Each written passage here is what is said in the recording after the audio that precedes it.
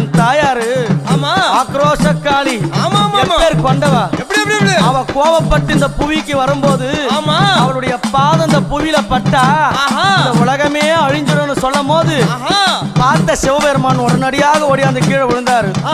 அவளுடைய திருமேனியான பாதம் சிவனுடைய மேல படணும். அவன் கோபம் தெளினு கீழே இருக்கிற கணவனும் தெரிஞ்சு கூட எங்க அம்மா அவ கட்டி நல்ல அம்மா கணவனைய அவ கட்டிய கட்டிய கணவனைய அவ காலால காலால மேதித்தவளா அவ கட்டிய அம்மா கணவனைய அவ காலால அம்மா மேதித்தவளா அவ புலித்தோளாட காரியா அவ சில வளர்ந்த பூங்காவன